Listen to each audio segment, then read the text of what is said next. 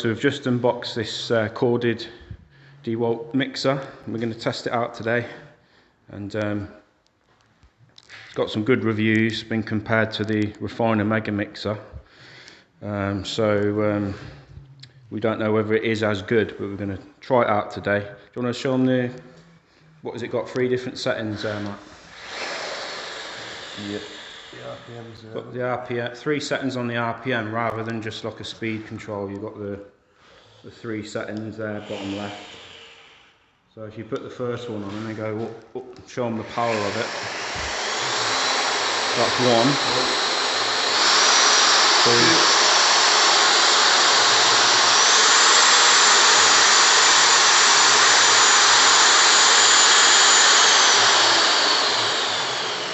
Yeah, it's kicking out some power in a way. Yeah, so we've just unboxed it, so we'll have a bit of a play today, and we'll let you know what our first impressions of it are. But I'll tell you what, it's got some weight to it, hasn't it, Matt? Compared to this cheap thing that we've been using, which has got the Refiner Mega Mixer paddle on it. I think we picked up that from Salco's or somewhere, just a cheap thing. But yeah, the weight difference is insane. But a little bit higher as well.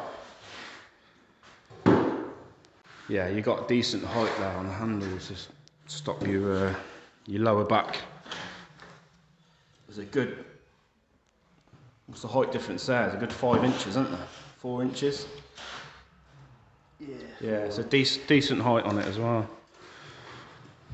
You always get the extension bars if you're really tall as well. But yeah, we'll let you know how it goes today. So just a quick disclaimer, guys, I'm not affiliated with Dewalt in any way. We're just in the market for a new paddle mixer.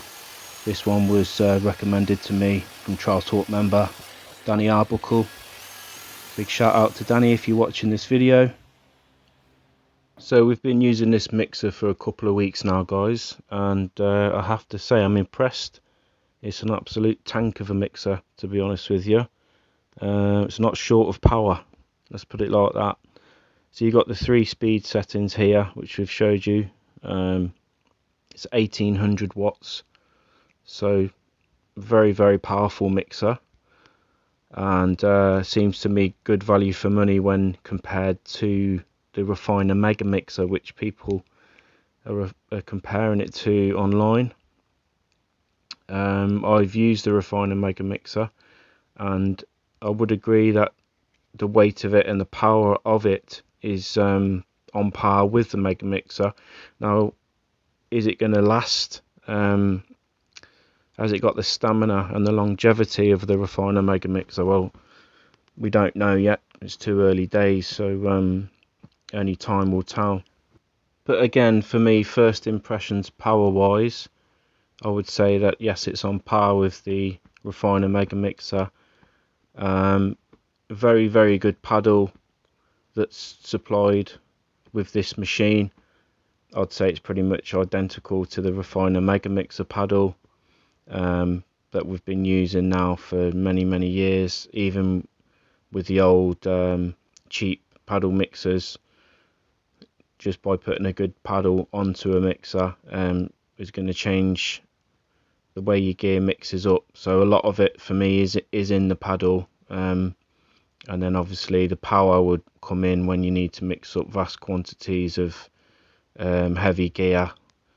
So this is got some decent reviews online for mixing up things like dab and even sand and cement.